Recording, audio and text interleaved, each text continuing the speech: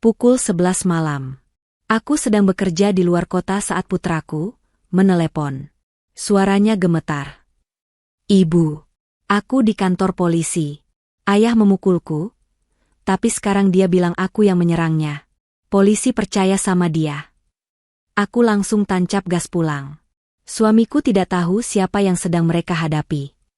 Sebelum ceritanya dimulai, silahkan tulis di kolom komentar dari daerah mana saja teman-teman yang menonton cerita ini. Jangan lupa like dan subscribe agar channel ini bisa semakin berkembang dan bisa mempersembahkan cerita yang lebih menarik lagi. Anjani baru saja selesai merapikan berkas-berkasnya di atas meja kamar hotel. Jam di dinding menunjukkan pukul 11 malam lewat. Tugasnya di luar kota kali ini terasa lebih melelahkan dari biasanya. Rapat maraton dengan tim dari Polda setempat menguras energinya. Ia melepas blazer kerjanya, menyisakan kemeja polos yang sederhana. Hijab instan yang ia kenakan sejak sore ia ganti dengan hijab rumah yang lebih nyaman. Anjani duduk di tepi tempat tidur, memijat pelipisnya. Ia hanya ingin segera tidur dan kembali ke rumah besok pagi. Rencananya, ia ingin mengajak Alif, putra sematawayangnya, pergi memancing akhir pekan ini. Keheningan kamar hotel yang tenang tiba-tiba pecah oleh getaran ponsel di atas meja nakas. Anjani sedikit mengernyit, mengira itu panggilan dinas lanjutan. Namun saat melihat nama Alif tertera di layar, jantungnya berdesir pelan. Tidak biasanya putranya yang berusia 14 tahun itu menelepon selarut ini. Perasaan tidak enak langsung menjalari hatinya. Ia segera menggeser ikon hijau di layar. Halo, Nak? Alif? Kenapa belum tidur? Sapa Anjani, berusaha menjaga suaranya tetap tenang. Hening sejenak. Yang terdengar di seberang sana hanyalah isak tangis yang tertahan. Suara itu begitu pelan, nyaris seperti rintihan. Alif? Kamu baik-baik saja? Jawab ibu, Nak. Suara Anjani mulai meninggi, naluri keibuannya seketika siaga penuh. Ibu, ibu. Suara Alif akhirnya terdengar, pecah dan gemetar hebat. Ibu, tolong aku. Darah Anjani serasa berhenti mengalir. Ia sontak berdiri. Kamu di mana? Apa yang terjadi? Kamu aman? Aku di kantor polisi, Bu. Jantung Anjani serasa diremas. Kantor polisi? Kenakalan remaja apa yang dilakukan putranya? Tapi isak tangis itu bukan isak tangis anak badung yang tertangkap. Itu adalah tangis ketakutan. Kantor polisi mana? Kenapa kamu bisa di sana? Di mana Ayah Burhan? Tanya Anjani beruntun. Sama ayah tapi. Suara Alif kembali tercekat. Ibu. Ayah Burhan dia mukul aku. Kalimat itu menghantam Anjani seperti palu godam. Dunia seakan berhenti berputar. Burhan? Suaminya? Memukul Alif? Tidak mungkin. Burhan yang ia kenal adalah pria yang santun, sabar, dan sangat menyayangi Alif seperti anak kandungnya sendiri. Alif, kamu yakin? Apa yang terjadi? Aku nggak tahu, Bu. Tadi ayah marah-marah, terus dia dorong aku, dia nampar aku takut, aku coba lari, tapi ayah ngejar terus mukul aku lagi. Alif terisak hebat, menceritakan kejadiannya dengan terbata-bata.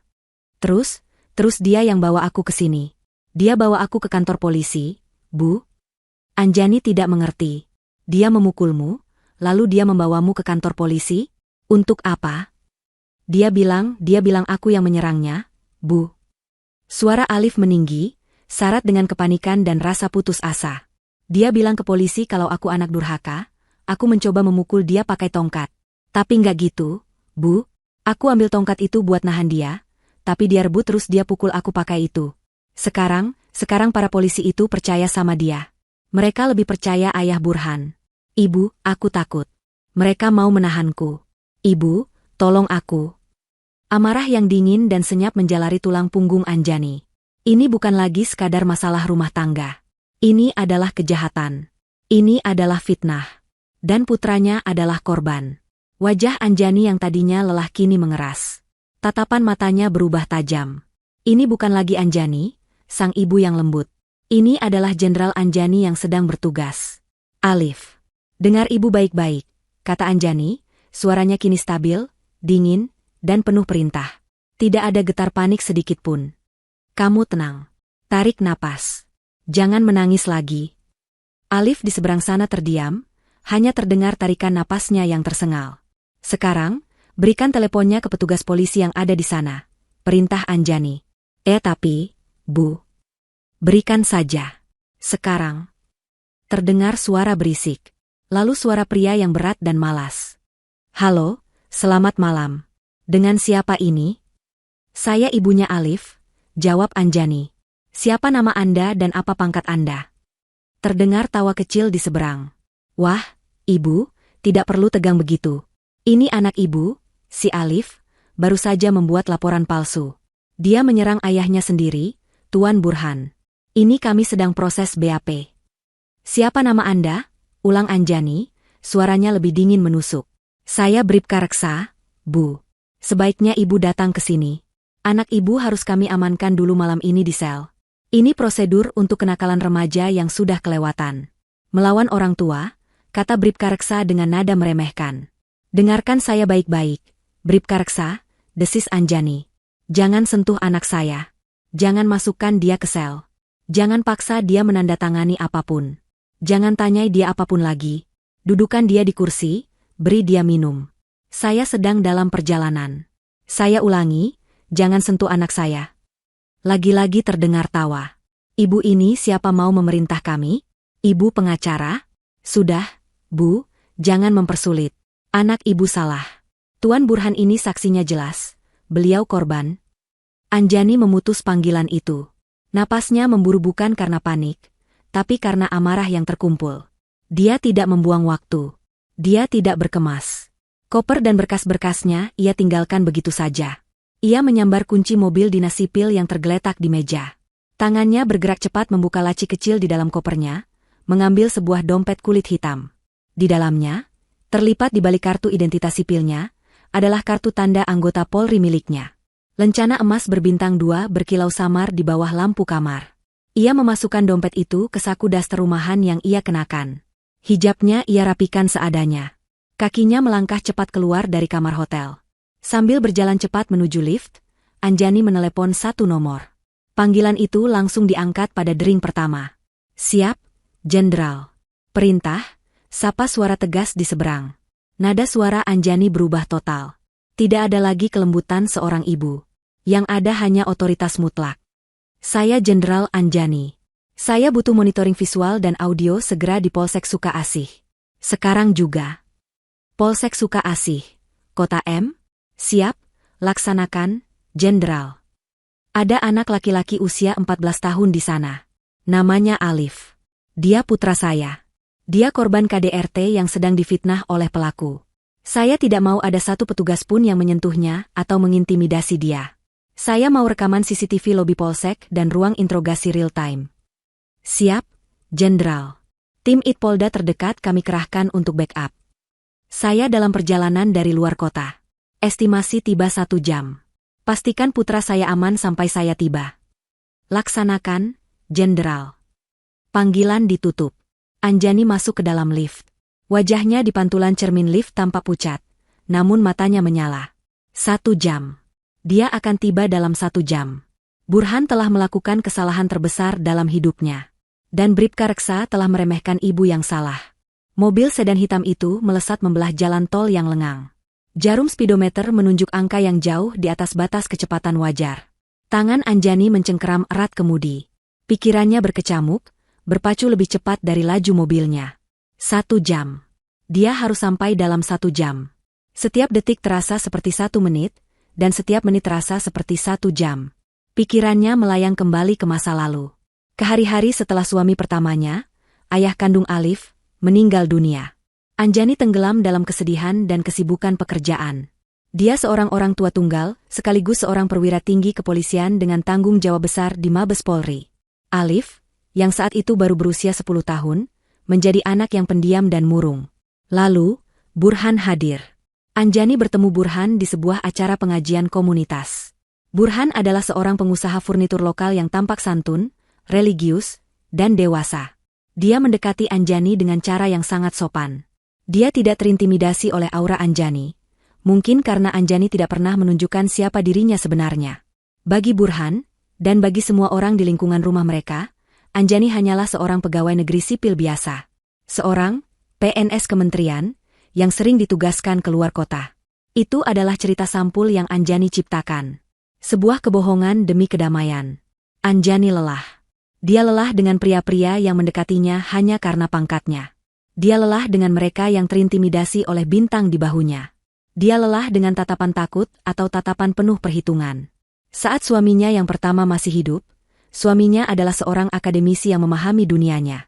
Setelah dia tiada, Anjani hanya merindukan kehidupan normal. Burhan menawarkan kenormalan itu.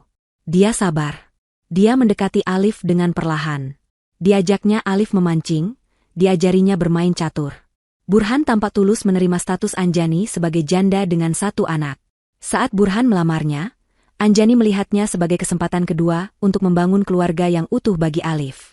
Alif pun tampak mulai terbuka dan menerima Burhan. Maka, Anjani menyembunyikan segalanya.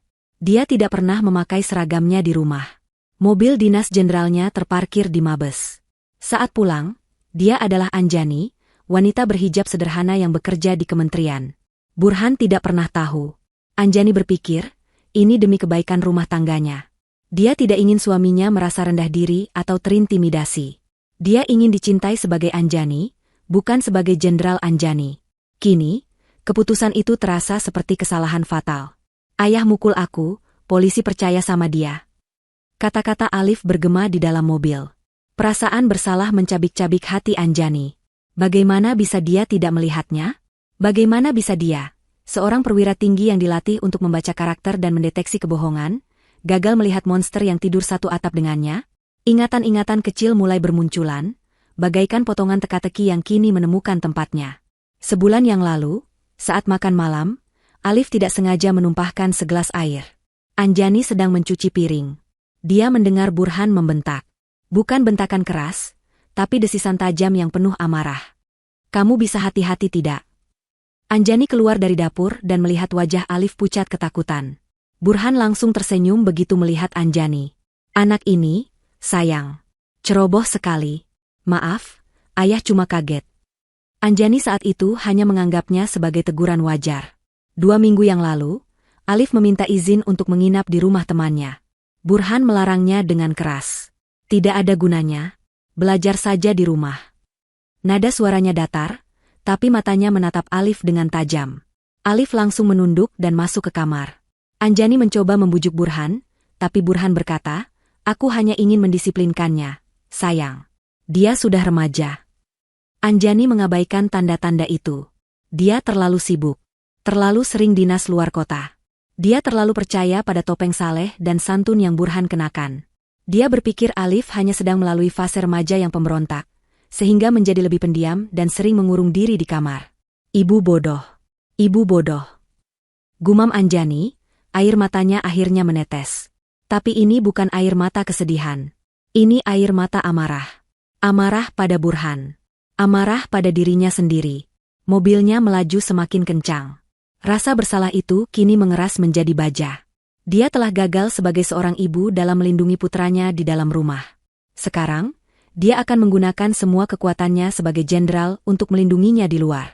Dia menekan sebuah tombol tersembunyi di bawah dashboard. Lampu rotator polisi berwarna biru, yang terpasang samar di balik grill depan, langsung menyala, membelah kegelapan malam. Mobil-mobil lain yang sesekali ada di tol langsung menepi, memberi jalan pada sedan hitam yang melaju bagai peluru itu. Gerbang tol kota sudah terlihat. 15 menit lagi. Ponselnya bergetar. Sebuah pesan masuk dari ajudannya. Visual dan audio standby, Jenderal. Kami monitor. Bribka Reksa sedang merokok di meja depan. Tuan Burhan sedang minum kopi. Subjek, Alif, duduk di kursi pojok. Aman, tidak disentuh. Tapi tampak ketakutan. Anjani membaca pesan itu dengan napas tertahan. Bagus. Mereka belum menyentuhnya. Tapi fakta bahwa Burhan bisa minum kopi dengan santai sementara putranya ketakutan di pojok, membuat darah Anjani mendidih. Dia tahu tipe manusia seperti Burhan. Manipulator ulung yang merasa berkuasa. Dan dia tahu tipe oknum seperti Bribka Reksa. Petugas malas yang meremehkan laporan, terutama dari seorang anak kecil yang melawan orang tua. Tunggu aku, Burhan. Tunggu aku, desis Anjani.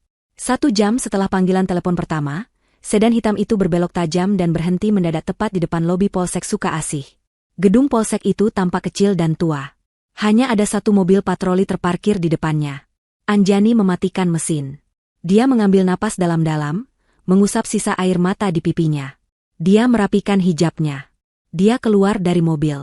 Dengan daster rumah sederhana, hijab santai, dan tanpa riasan, dia tampak seperti ibu-ibu panik pada umumnya. Dia melangkah masuk ke pintu geser polsek. Dan di sanalah dia melihatnya. Putranya, Alif, meringkuk di bangku panjang di sudut ruangan, wajahnya menunduk. Dan di meja piket, Burhan, suaminya, sedang tertawa kecil sambil menyodorkan rokok ke petugas berseragam. "Nah, itu istri saya datang," kata Burhan dengan nada penuh kemenangan saat melihat Anjani. Bribka Reksa menoleh, menatap Anjani dari atas ke bawah dengan tatapan merendahkan. "Selamat malam, Bu. Silakan duduk. Kita perlu bicara soal kelakuan anak Ibu."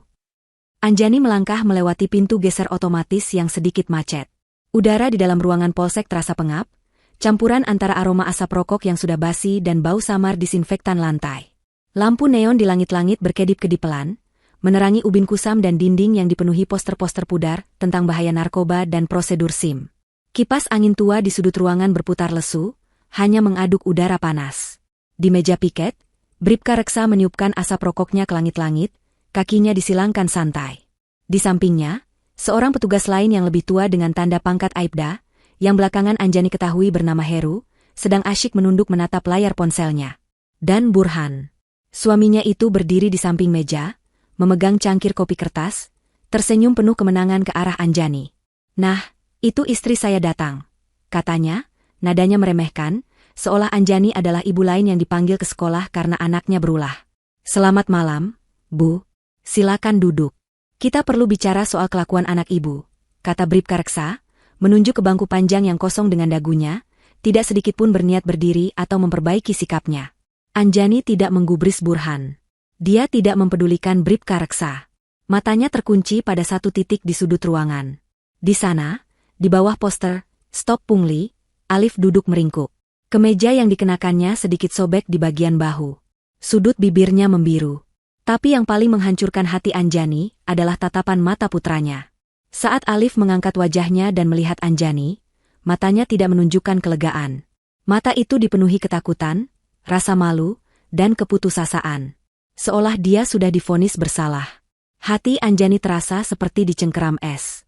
Amarahnya terkunci rapat di balik ekspresi wajah yang sengaja ia buat tampak lelah dan cemas. "Sayang, syukurlah kamu datang." Burhan mencoba menghampiri Anjani, hendak meraih lengannya. "Anakmu ini, Alif, dia benar-benar di luar kendali malam ini. Dia menyerang ayah. Aku terpaksa." Anjani melangkah melewatinya. Dia berjalan lurus, mengabaikan Burhan seolah pria itu tidak ada. Langkahnya mantap, langsung menuju bangku tempat Alif duduk. Burhan tertegun, tangannya tergantung canggung di udara. Senyumnya goyah. Anjani berlutut di depan putranya. Ruangan itu mendadak hening, hanya menyisakan suara kipas angin. Dia mengulurkan tangan, jemarinya yang sedikit gemetar menyentuh pipi Alif, menyingkirkan rambut yang menutupi lebam di pelipisnya. "Ibu," bisik Alif, dan pertahanannya runtuh. Air mata yang sejak tadi ditahannya mengalir deras. "Ibu di sini, Nak. Kamu tidak apa-apa." Suara Anjani lembut, kelembutan yang kontras dengan suasana dingin di polsek itu. Alif menggeleng, dia tidak bisa bicara, dia hanya mencengkeram lengan daster ibunya, seolah itu adalah pelampung di tengah lautan. Bu." Suara Bribka Reksa memecah momen itu. Nada bicaranya terdengar kesal karena merasa diabaikan. "Ibu, saya tahu Ibu pasti kaget. Tapi Ibu tidak bisa main-main di sini. Silakan duduk di depan meja saya. Ini anak Ibu, si Alif, statusnya sedang kami periksa." Anjani memejamkan matanya sejenak, mengumpulkan kekuatannya. Dia menatap Alif. "Tunggu di sini sebentar. Jangan takut. Ibu akan selesaikan ini." Dia berdiri. Perlahan, dia membalikan badan. Hijab santai dan daster rumahannya membuatnya tampak begitu salah tempat. Begitu rapuh di antara seragam-seragam dan dinding-dinding kaku itu. Dia berjalan pelan menuju meja piket. Burhan kembali mencoba. "Anjani, dengarkan aku. Aku ini korban." "Diam, Burhan," kata Anjani. Suaranya pelan, tapi Burhan langsung terdiam. Bukan karena nada bicaranya, tapi karena sesuatu yang asing di mata istrinya. Anjani berhenti tepat di depan meja Bribka Reksa. Petugas itu masih duduk, kini menatapnya dengan jengkel. "Ibu, sudah saya bilang, duduk. Jangan mempersulit," kata Reksa. "Saya mau membuat laporan," kata Anjani, suaranya datar. Bribka Reksa tertawa kecil. "Laporan apa lagi? Anak ibu yang salah, kok. Tuan Burhan ini sudah melapor lebih dulu. Ini, BAP-nya sedang kami buat. Anak ibu yang menyerang orang tuanya. Saksinya ada, ini Aibda Heru juga lihat tadi Tuan Burhan datang." Aibda Heru mengangkat wajahnya dari ponsel, mengangguk malas, lalu kembali menatap layarnya. "Bukan," potong Anjani. "Saya mau membuat laporan atas tindak pidana kekerasan dalam rumah tangga dan kekerasan terhadap anak. Korbannya, anak saya, Alif. Pelakunya." Anjani menoleh sedikit, menatap lurus ke mata Burhan. "Suami saya, Burhan." Burhan membelalak. "Apa-apaan kamu, Anjani? Kamu lebih percaya anak itu daripada suamimu sendiri? Aku yang dipukul." Bribka Reksa mendengus. Ibu, jangan mengada-ada. Jangan memutarbalikkan fakta. Kami ini petugas, Bu. Kami tahu mana yang benar mana yang salah. Tuan Burhan ini korbannya. Luka anak ibu itu mungkin karena membela diri. Sudah, terima saja. Saya tanya Anda di telepon tadi." Anjani memotong lagi, suaranya kini kehilangan semua kehangatan. "Siapa nama Anda?" Bribka Reksa mulai terpancing. Dia menegakkan duduknya, arogansinya terusik. "Bribka Reksa, Bu. Kenapa? Ibu tidak terima? Mau lapor ke atasan saya? Silakan. Saya hanya menjalankan tugas sesuai prosedur." "Prosedur?" Anjani mengulang kata itu. "Anda yakin sudah sesuai prosedur, Bribka Reksa? Di mana unit PPA? Anak saya korban kekerasan, dia juga saksi, sekaligus dituduh sebagai pelaku. Dia masih di bawah umur. Kenapa dia duduk di lobi seperti pesakitan? Kenapa dia tidak didampingi oleh penyidik PPA? Kenapa Anda, sebagai petugas piket, yang sepertinya menangani ini?" Pertanyaan-pertanyaan itu telak. Bribka Reksa sedikit terkejut. Ibu-ibu berdaster ini tahu soal PPA? Ibu ini banyak sekali tanyanya. Reksa mulai gugup, namun berusaha menutupinya. Ibu ini siapa sebenarnya? Pengacara? Aktivis LSM? Wartawan? Burhan menimpali, "Sudahlah, Pak Reksa. Lanjutkan saja prosesnya. Istri saya ini, dia terlalu memanjakan Alif. Biar anak itu ditahan saja semalam biar kapok." Anjani menatap Bribka Reksa. Dia tidak lagi mempedulikan ocehan Burhan. "Anda bertanya saya siapa?" kata Anjani pelan. Dia merogoh saku dasternya. Gerakannya pelan, terukur. Burhan memerhatikan dengan bingung. Bribka Reksa memerhatikan dengan kesal, mengira wanita itu akan mengeluarkan ponsel untuk merekam. Aibda Heru bahkan tidak mengangkat kepalanya. Anjani mengeluarkan dompet kulit hitam sederhana. Bukan dompet wanita yang penuh kartu belanja. Dompet itu tampak fungsional. Dia membukanya. Dia tidak mengeluarkan KTP sipil. Dia meletakkan dompet yang terbuka itu di atas meja kayu Bribka Reksa. Tanpa suara. Hanya diletakkan dengan pelan, namun terasa begitu berat. Bribka Reksa melirik ke dompet itu dengan malas. Matanya tertuju pada kartu yang tersemat di dalamnya. Dia membaca. Matanya menyipit. Lalu membelalak. Dia membaca lagi. Dia tidak salah lihat. Foto di kartu itu adalah Anjani. Memakai seragam PDU lengkap. Hijab PDH Polri yang rapi. Di bahunya, ada bintang. Bukan 1, 2. Nama, Brigadir Jenderal Polisi Anjani Pramudita. Jabatan, Kabiro Paminal Divpropam Mabes Polri. Biro Paminal. Pengamanan Internal. Propam. Polisinya polisi. Mabes Polri. Jenderal. Mulut Bribka Reksa terbuka. Wajahnya yang tadi sombong berubah menjadi pucat pasi dalam sepersekian detik. Lebih putih dari dinding polsek yang kusam. Rokok yang terselip di jarinya jatuh ke lantai. Keringat dingin sebesar biji jagung seketika muncul di pelipisnya. Dia mendongak, menatap wanita berdaster di depannya. Wanita yang sama. Tapi kini, di mata Bribka Reksa, wanita itu terlihat menjulang tinggi, dan auranya terasa mencekik. "Siap?" Bribka Reksa melompat dari kursinya. Kursi brodanya terdorong ke belakang dengan keras, membentur lemari arsip. Dia mencoba memberi hormat, tapi tangannya gemetar hebat, nyaris mengenai pelipisnya sendiri. Maaf. Bu Jenderal, saya tidak tahu, Bu. Saya tidak tahu. Suaranya melengking tinggi, penuh kengerian. Aibda Heru, yang mendengar kata Jenderal, kaget setengah mati. Ponselnya terlepas dari genggamannya, jatuh berdebam ke lantai. Dia ikut melompat berdiri, memberi hormat dengan kaku, tubuhnya gemetar. Seketika, seluruh aktivitas di polsek itu berhenti. Ruangan itu menjadi senyap. Hanya suara kipas angin tua yang masih berputar lesu. Dan Burhan, dia berdiri mematung. Senyum kemenangan di wajahnya luntur, berganti dengan ekspresi kebingungan total. Keheningan yang pecah oleh teriakan panik Bribka Reksa kini menjadi keheningan yang berbeda. Keheningan yang berat, pekat, dan penuh ketakutan. Burhan adalah satu-satunya orang di ruangan itu yang masih belum mengerti. Dia menatap Bribka Reksa yang berdiri kaku dengan wajah pucat, lalu menatap Anjani yang masih berdiri tenang di depan meja. Jenderal? Burhan tertawa gugup. Apa-apaan ini? Reksa, kamu kenal istri saya? Sayang, Anjani, ini lelucon apa? Kamu menyewa orang untuk menakut-nakuti mereka? Dia masih berusaha meyakini dirinya bahwa inilah yang terjadi. Bahwa ini hanyalah drama yang dibuat istrinya untuk membela Alif. Anjani tidak menoleh padanya. Matanya yang dingin masih tertuju pada Bribka Reksa. Bribka Reksa, suara Anjani terdengar. Tidak keras, tapi di ruangan yang senyap itu, suaranya terdengar seperti dentuman. Anda masih berdiri di situ? Siap, Jenderal. Perintah. Bribka Reksa menjawab, suaranya tercekat di tenggorokan. Di mana Kapolsek Sukaasih? Tanya Anjani. Ada di kediaman, Jenderal. Tidak jauh dari sini. Saya beri waktu dia 5 menit untuk berdiri di depan saya. Sekarang. Perintah itu mutlak. Siap. Laksanakan. Bribka Reksa menyambar hate di pinggangnya.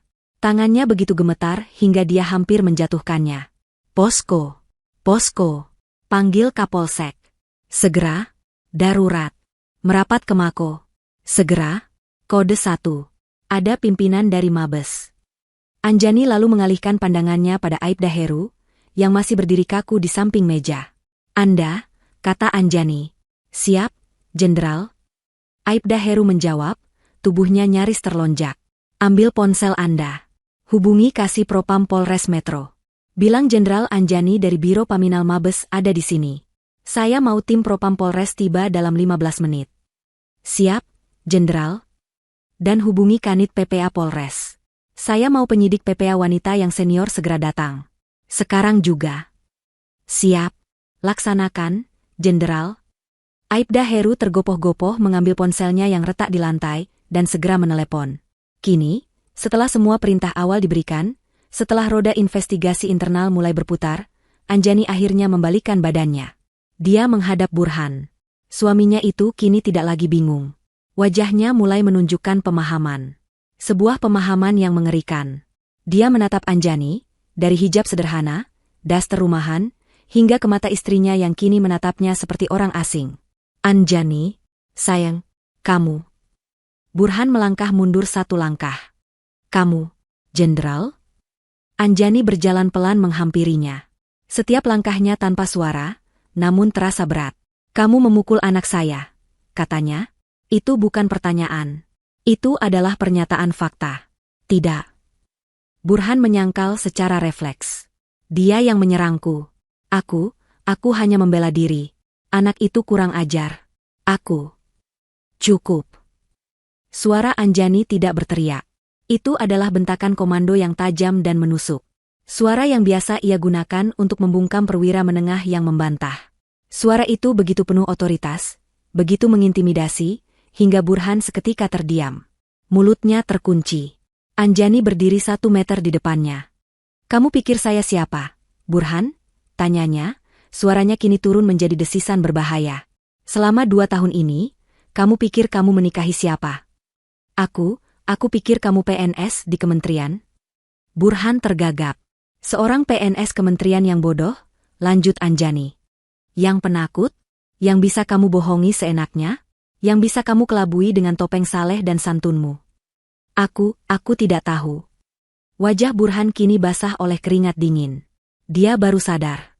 Wanita di depannya bukanlah Anjani yang biasa membuatkannya teh di pagi hari. Kamu tidak tahu. Anjani mengangguk pelan.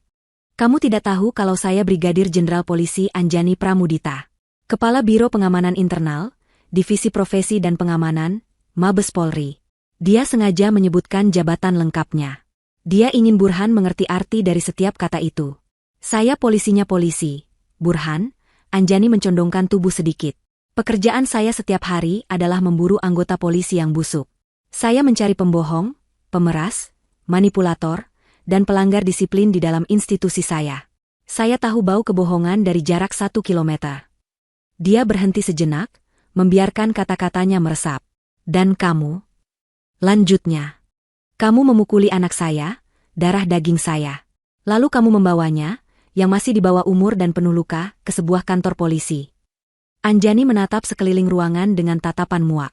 Untuk menjebaknya dengan sebuah laporan palsu, bekerja sama dengan oknum yang jelas-jelas tidak profesional. Burhan gemetar. Dia akhirnya mengerti. Dia tidak hanya memukul anak seorang polisi. Dia telah memukul anak dari seorang jenderal propam. Dia tidak hanya mencoba memanipulasi hukum. Dia mencoba memanipulasi ahli hukum internal kepolisian. Ironi dari perbuatannya menghantamnya seperti kereta api. Dia membawa kejahatannya sendiri, dengan sukarela, ke depan pintu sang algojo. Anjani menatap suaminya dengan tatapan terakhir yang penuh kebencian, sebelum akhirnya berbalik, meninggalkannya yang membeku ketakutan. Dia berjalan cepat menghampiri Alif, yang menonton seluruh kejadian itu dengan mata terbelalak, campuran antara takut dan takjub. Aura jenderal seketika sedikit melunak saat dia kembali berlutut di depan putranya. Alif, kamu aman sekarang, nak, katanya lembut. Setelah ini, akan ada petugas PPA yang baik. Dia akan menemanimu ke rumah sakit untuk visum. Tidak apa-apa. Ibu ada di sini. Jangan takut lagi. Alif hanya bisa mengangguk, masih terlalu terkejut untuk berkata-kata. Tepat pada saat itu, pintu polsek kembali terbuka. Seorang pria berperawakan tegap, terengah-engah, masuk dengan tergesa. Kancing kemeja dinasnya miring, dan rambutnya acak-acakan. Dia jelas baru bangun tidur. Dia melihat Bribka Reksa dan Aibda Heru yang berdiri kaku. Dia melihat Burhan yang gemetar. Lalu matanya tertuju pada Anjani yang sedang berlutut di depan seorang anak. Dia mengenali wajah itu dari foto-foto pimpinan di Mabes. Pria itu langsung berdiri tegak, menyentak, dan memberi hormat. Siap, Jenderal Anjani. Mohon izin. Saya Kepala Polsek Sukaasih, Kompol Rahman. Mohon petunjuk, Jenderal. Anjani berdiri. Dia menatap Kompol Rahman dari atas ke bawah. Kapolsek. Ruangan Anda di mana? Di dalam, Jenderal. Mari, Jenderal. Aibda Heru, perintah Anjani. Bawa anak saya, Alif, ke ruangan Kapolsek. Beri dia air minum. Dudukan di sofa. Jangan ada satu orang pun yang bicara padanya selain saya atau petugas PPA yang saya minta. Siap, Jenderal. Heru bergegas membimbing Alif yang masih bingung. Kompol Rahman, Anda ikut saya ke ruangan Anda. Lanjut Anjani. Bribka Reksa, Anda tetap berdiri di situ. Jangan bergerak 1 sentimeter pun sampai tim Propam Polres tiba dan memeriksa Anda. Siap, Jenderal, jawab Reksa, suaranya hampir hilang. Anjani mulai melangkah menuju koridor. Burhan, melihat Anjani akan meninggalkannya, tersadar dari kelumpuhannya. Dia dilanda panik. Anjani, sayang, tunggu. Burhan mencoba mengejar. Ini semua salah paham. Aku bisa jelaskan. Anjani, aku suamimu. Anjani berhenti melangkah, tapi tidak berbalik. Dia hanya berhenti sejenak di ambang pintu koridor. Kompol Rahman, kata Anjani, suaranya dingin dan mematikan. Tahan Tuan Burhan. Sekarang juga. Kapolsek dan Bribka Reksa membeku. Menahan suami seorang jenderal? Anjani menoleh sedikit, matanya menyipit. Saya bilang, tahan. Dia. Sekarang. Atas dugaan tindak pidana KDRT terhadap anak di bawah umur dan pembuatan laporan palsu. Tangkap dan borgol. Wajah Burhan berubah seputih kapur. Tidak. Kamu tidak bisa lakukan ini padaku. Anjani, aku suamimu. Anjani. Kompol Rahman, menyadari karirnya ada di ujung tanduk jika membantah, langsung bertindak. Reksa, borgol. Bribka Reksa, dengan tangan yang masih gemetar hebat, meraih borgol di pinggangnya. Maaf, Pak. Lepaskan aku. Anjani, kamu akan menyesal. Lepaskan. Terdengar bunyi, klik, yang keras saat logam dingin itu mengunci pergelangan tangan Burhan. Anjani tidak menoleh lagi. Dia berjalan lurus menyusuri koridor menuju ruangan Kapolsek, meninggalkan suaminya yang kini meraung-raung dalam penjagaan petugas yang beberapa menit lalu adalah temannya. Ruangan Kapolsek Suka Asi terasa sesak, seolah semua oksigen telah tersedot keluar oleh kehadiran Anjani. Kompol Rahman, sang Kapolsek, berdiri dengan kaku di sudut ruangannya sendiri, tidak berani duduk di kursinya. Kursi itu kini diduduki oleh Jenderal Anjani. Aibda Heru telah meletakkan segelas air putih di meja depan Alif, yang duduk di sofa kecil, masih gemetar. Burhan telah dibawa ke ruang pemeriksaan di seberang koridor, terpisah. Teriakan marahnya yang memanggil nama Anjani dan menuduhnya menyalahgunakan wewenang perlahan-lahan mereda, digantikan oleh keheningan yang jauh lebih menakutkan. 20 menit kemudian, seperti yang diperintahkan Anjani, 2 tim tiba hampir bersamaan. Yang pertama adalah tim Propam dari Polres Metro. Dipimpin oleh seorang perwira pertama berwajah tegas, AKP Dian, Kasih Propam. Begitu masuk dan melihat Anjani, AKP Dian dan timnya langsung memberi hormat. Siap, Jenderal Anjani. Tim Propam Polres Metro hadir. Mohon petunjuk. Saya mau Bribka Reksa dan Aibda Heru diperiksa malam ini juga, kata Anjani, suaranya dingin dan datar. Ambil keterangan mereka. Tahan mereka di sel terpisah. Amankan senjata dan lencana mereka. Saya duga ada pelanggaran kode etik berat, ketidakprofesionalan, dan potensi menghalangi keadilan. Laksanakan, Jenderal. AKP Dian tidak bertanya. Dia berbalik dan memberi isyarat pada timnya. Bribka Reksa, yang masih berdiri gemetar di lobi, hanya bisa pasrah saat digiring oleh rekan-rekannya sendiri. Tim kedua yang tiba adalah Unit Perlindungan Perempuan dan Anak, dipimpin oleh seorang perwira wanita senior yang tampak cekatan, Ibtu Rina. Matanya langsung tertuju pada Alif di sofa. Ibtu Rina, lapor, Jenderal, sapanya hormat. Terima kasih sudah datang. Itu, suara Anjani sedikit melunak saat berbicara pada sesama polwan itu. Dia menunjuk Alif. Ini putra saya, Alif. Dia korban kekerasan fisik yang dilakukan ayah tirinya. Saya mau Anda yang dampingi dia. Anjani berdiri dari kursi Kapolsek dan menghampiri Alif. Dia kembali berlutut, menyamakan tingginya dengan putranya. Nak, panggilnya lembut, mengabaikan semua perwira lain di ruangan itu. Ini Ibu Rina. Dia polisi yang baik. Dia akan membantumu. Kamu harus pergi ke rumah sakit sekarang untuk diperiksa dokter. Namanya visum. Supaya dokter bisa mencatat luka-luka kamu sebagai bukti. Alif menatap Ibtu Rina dengan takut. Nanti aku disuntik? Ibtu Rina tersenyum tipis. Tidak, sayang. Hanya diperiksa saja. Seperti kamu periksa ke dokter biasa. Ibu Rina temani terus. Ya? Tidak akan lama. Anjani mengusap kepala Alif. Ibu harus di sini. Ibu harus membereskan orang-orang jahat itu. Kamu pergi sama Ibu Rina, ya? Kamu anak pemberani. Ceritakan semua yang terjadi. Jangan ada yang ditutupi. Kamu tidak salah.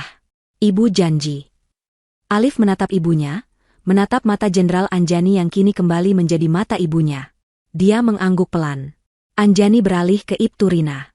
Ibtu, bawa dia ke rumah sakit Bayangkara. Hubungi Karumkit.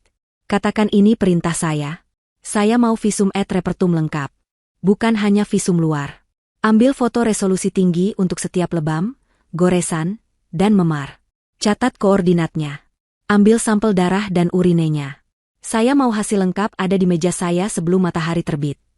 Perintah itu sangat rinci, sangat teknis. Ibtu Rina, yang terbiasa menangani kasus KDRT, tahu persis apa yang Jenderal Anjani inginkan. Bukti yang tidak terbantahkan. Siap, Jenderal. Laksanakan. Ibtu Rina dengan sabar membimbing Alif berdiri. Alif melangkah pelan, dan sebelum keluar pintu, dia menoleh sekali lagi ke arah ibunya. Anjani memberinya anggukan yang kuat.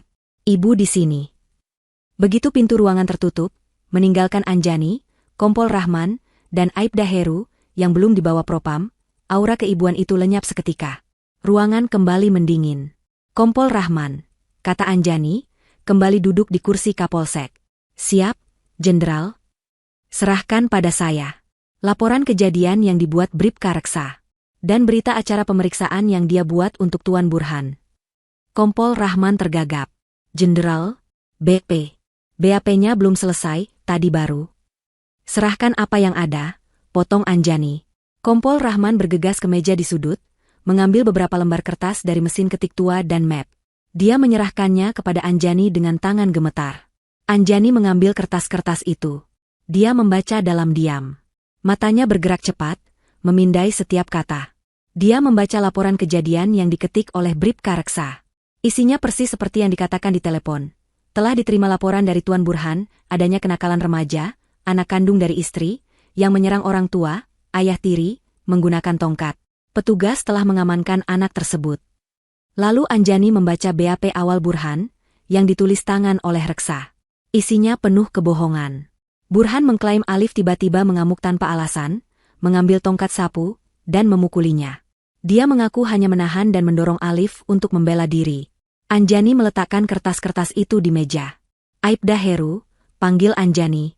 Siap, Jenderal. Heru yang sedari tadi menunduk ketakutan, nyaris melompat. Anda saksi Bribka Reksa, kan? Anda melihat saat Tuan Burhan datang? Siap, Jenderal. Saya ada di meja piket. Anda melihat luka di tubuh Tuan Burhan? Aibda Heru bingung. Luka? Di laporan ini, Anjani mengetuk kertas BAP. Tuan Burhan mengaku dipukuli dengan tongkat. Anda melihat luka-lukanya? Tidak ada, Jenderal. Tuan Burhan sehat-sehat saja. Malah tadi minum kopi, Jenderal. Dia tidak minta dibuatkan visum untuk dirinya sendiri. Tidak, Jenderal. Dia hanya minta anaknya, Alif, dihukum. Anjani mengangguk. Kebohongan itu semakin telanjang. Tapi Bribka Reksa langsung percaya. Dia tidak bertanya di mana luka Tuan Burhan. Bribka Reksa, dia bilang ini urusan keluarga, Jenderal. Tuan Burhan bilang anaknya nakal. Cukup, potong Anjani. Dia menatap Kompol Rahman. Kapolsek, Anda punya 2 petugas. Yang satu, Bribka Reksa, membuat laporan palsu dan BAP palsu. Yang satu lagi, Aibda Heru, menjadi saksi atas kejadian yang tidak dia lihat dan fakta yang tidak dia periksa. Mereka berdua, atas perintah Tuan Burhan, hampir saja menahan anak di bawah umur yang menjadi korban kekerasan, tanpa didampingi PPA. Apa itu yang Anda sebut, prosedur, di polsek ini? Kompol Rahman tidak bisa menjawab. Dia hanya menunduk dalam-dalam. Ampun, Jenderal. Saya lalai. Saya siap menerima konsekuensinya. Anjani mendengus. Konsekuensi sudah pasti. Tapi saya belum selesai. Dia mengambil ponselnya. Ada satu pesan baru yang masuk. Dari timnya di Mabes. Tim Itpolda sedang dalam perjalanan ke kediaman Jenderal. Estimasi pengambilan data CCTV selesai dalam 30 menit. Anjani meletakkan ponselnya. Dia menatap Kompol Rahman dan Aibda Heru, lalu tim propam yang berjaga di pintu. Kalian semua mengandalkan kesaksian pembohong, kata Anjani. Saya akan mengandalkan sesuatu yang tidak bisa berbohong. Dia menekan tombol di ponselnya, menghubungi tim IT-nya. Sudah dapat rekamannya? Siap, Jenderal. Hard drive sudah kami amankan. Sedang dalam perjalanan ke Polsek Suka Asih. Estimasi tiba 15 menit. Bagus, kata Anjani. Siapkan laptop dan proyektor di ruang rapat Polsek. Saya mau kita semua nonton film malam ini. Anjani menutup telepon. Dia menatap Burhan, yang kini ditahan di ruang pemeriksaan seberang. Pintu ruangan itu memiliki kaca kecil. Burhan sedang duduk di lantai, menatap kosong. Tuan Burhan berteriak bahwa saya menjebaknya, kata Anjani pelan, lebih pada dirinya sendiri. Dia tidak sadar. Dia menjebak dirinya sendiri sejak dia memutuskan untuk mengangkat tangannya. 15 menit terasa seperti selamanya bagi para petugas di Polsek Suka Asih. Ruang rapat kecil di lantai 2, yang biasanya hanya digunakan untuk apel pagi atau makan siang bersama, mendadak disulap menjadi ruang sidang darurat. Sebuah laptop canggih milik tim Itpolda terhubung ke proyektor tua milik Polsek. Layar putih kusam diturunkan dari langit-langit. Anjani duduk di kursi utama di meja rapat. Di sampingnya duduk Kasih Propam, AKP Dian, dan Ibtu Rina dari PPA, yang baru saja kembali setelah memastikan Alif ditangani dengan baik di RS Bayangkara. Kompol Rahman dan Aibda Heru berdiri di dinding belakang, seperti pesakitan. Bawa mereka masuk, perintah Anjani. Pintu terbuka. 2 petugas propam membawa masuk Bribka Reksa yang sudah tidak berseragam, hanya memakai kaos oblong tahanan. Tangannya tidak diborgol, tapi wajahnya menunjukkan kekalahan mutlak. Setelahnya, 2 petugas lain membawa masuk Burhan. Berbeda dengan Reksa, Burhan kini terlihat marah. Dia telah pulih dari keterkejutan awalnya, dan menggantinya dengan agresi defensif. Dia merasa dijebak. Apa-apaan ini? Teriak Burhan saat melihat Anjani. Kamu menggunakan pangkatmu untuk menahanku. Ini abuse of power. Kamu pikir semua orang akan percaya padamu hanya karena kamu jenderal? Aku akan lapor. Aku akan panggil pengacara. Anjani tidak menanggapi. Dia hanya memberi isyarat agar Burhan didudukan di kursi yang diletakkan di tengah ruangan, menghadap layar. Bribka Reksa didudukan di sebelahnya. Selamat malam, Tuan Burhan. Sapa Anjani, suaranya tenang luar biasa. Anda berteriak saya menyalahgunakan wewenang. Anda bilang saya menjebak Anda. Anda bilang Alif yang menyerang Anda. Anda lupa satu hal. Apa? Apa yang aku lupa? Tantang Burhan. Rumah kita, kata Anjani. Pekerjaan saya menuntut keamanan tingkat tinggi. Jadi saat kita pindah ke rumah itu, saya memasang sistem CCTV tersembunyi di setiap sudut rumah. Di ruang tamu, ruang keluarga, dapur, garasi, dan teras. Semuanya merekam suara dan gambar 24 jam. Wajah Burhan seketika berubah. Senyum marahnya lenyap. Anjani menoleh ke petugas IT. Putar rekaman dari ruang keluarga. Pukul 10 malam ini. Petugas itu mengklik mouse. Layar proyektor menyala. Gambar di layar menunjukkan ruang keluarga mereka. Alif sedang duduk di sofa, bermain ponsel. Kualitas gambarnya sangat jernih.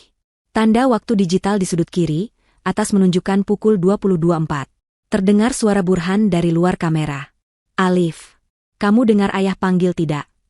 Alif di layar tampak terkejut. Apa? Yah. Burhan masuk ke dalam rekaman. Wajahnya merah padam. Ayah suruh kamu kunci pintu garasi dari tadi. Kenapa kamu masih main HP? Aku lupa. Yah. Sebentar lagi. Sekarang, bentak Burhan. Rekaman itu menunjukkan dengan jelas. Burhan mendekati Alif dan merebut ponsel dari tangan anak itu, lalu membantingnya ke lantai. Ayah. HP-ku, teriak Alif. Kamu berani melawan ayah sekarang. Plah, suara tamparan itu menggema di ruang rapat polsek. Semua yang hadir tersentak. Burhan di rekaman itu menampar Alif dengan keras, membuat Alif tersungkur dari sofa. Di ruang rapat, Burhan yang asli menatap layar dengan ngeri. Itu tidak. Diam, desis Anjani. Tonton. Rekaman berlanjut. Alif menangis, memegangi pipinya. Aku benci ayah. Anak kurang ajar. Burhan di rekaman itu terlihat kalap. Dia menendang meja, lalu maju untuk menjambak Alif. Alif ketakutan. Dia berlari ke arah dapur. Kamera di ruang keluarga kehilangan mereka, tapi suaranya masih terekam. Terdengar suara barang-barang jatuh. Ganti ke kamera dapur, perintah Anjani. Petugas IT berganti file. Layar kini menunjukkan dapur. Alif berlari masuk, terpojok di dekat tempat cuci piring. Burhan menyusul di belakangnya, matanya liar. Kamu mau lari kemana? Alif, karena panik dan tidak ada jalan keluar, meraih apapun yang bisa dia raih. Sebuah gagang sapu ijuk yang bersandar di dinding. Dia mengacungkannya ke depan dengan gemetar. Jangan dekat-dekat. Pergi. Oh, kamu berani pakai senjata sekarang. Burhan di rekaman itu tertawa sinis. Bandingkan dengan tubuh Alif yang kurus, Burhan yang tinggi besar dengan mudah maju, menangkap gagang sapu itu dengan satu tangan, dan merebutnya. Lalu, adegan paling mengerikan terjadi. Burhan mengangkat sapu itu, dan menghantamkannya ke tubuh Alif. Buk, ampun, yah, sakit. Buk, dua kali lagi, di punggung dan bahu. Alif jatuh meringkuk di lantai dapur, menangis histeris, melindungi kepalanya. Di ruang rapat, Ibtu Rina memejamkan mata, tidak sanggup melihat. Kompol Rahman menunduk, malu. Bribka Reksa menatap lantai, tubuhnya gemetar hebat. Dia hampir saja menjebloskan anak yang baru saja disiksa itu ke dalam sel. Burhan di kursinya terdiam. Tubuhnya lunglai. Wajahnya pucat. Keringat membasahi kemejanya. Dia tidak menyangka lagi. Dia tidak bisa. Rekaman itu adalah kebenaran mutlak. Lanjutkan, kata Anjani. Rekaman menunjukkan Burhan menarik Alif yang menangis, menyeretnya keluar dari dapur. Ayo, ikut ayah. Biar polisi yang urus kamu.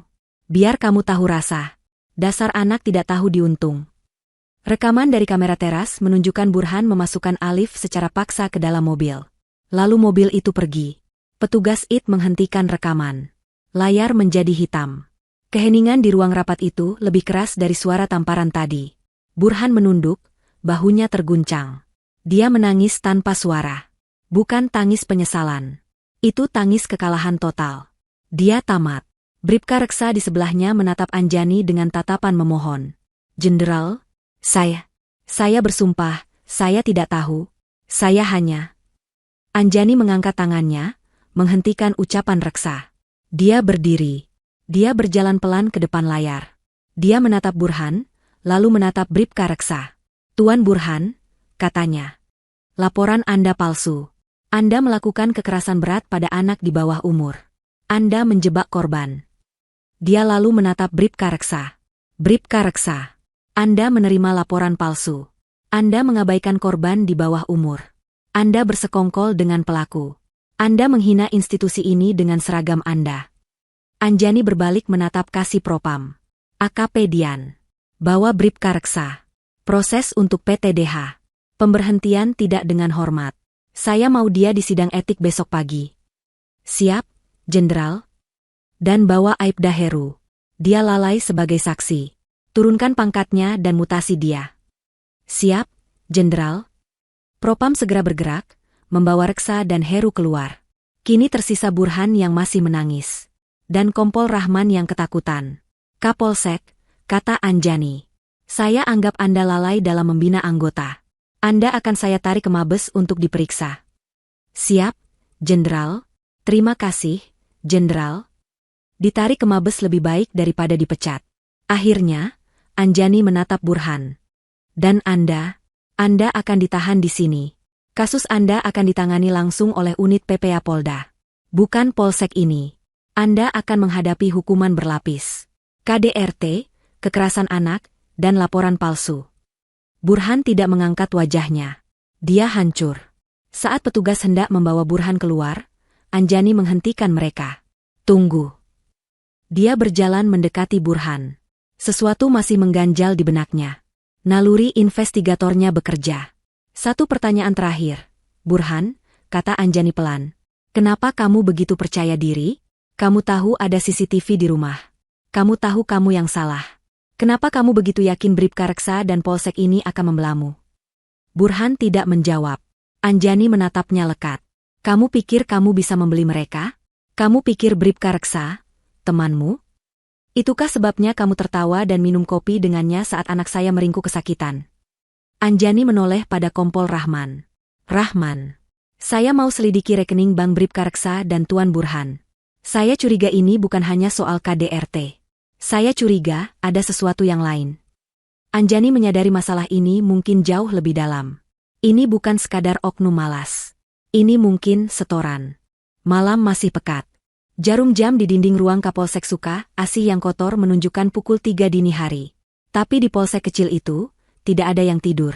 Suasananya tegang, seperti medan perang sunyi setelah ledakan pertama. Lobi yang tadi hanya diisi Bribka Reksa yang malas, kini dipenuhi lalu lalang anggota Propam berseragam lengkap. Mereka bergerak cepat dan senyap, menyita buku catatan piket, mengamankan komputer, dan menyegel lemari arsip. Bribka Reksa dan Aibda Heru sudah dibawa ke Polres Metro untuk diamankan. Kompol Rahman, sang Kapolsek, duduk di kursi di luar ruangannya sendiri, menunduk lesu, menunggu nasibnya ditentukan. Karirnya yang ia bangun belasan tahun hancur dalam 3 jam. Di dalam ruang Kapolsek, Anjani duduk di meja kerja Rahman. Wajahnya keras diterpa cahaya dari layar laptop. Dia tidak lagi memakai daster rumahannya.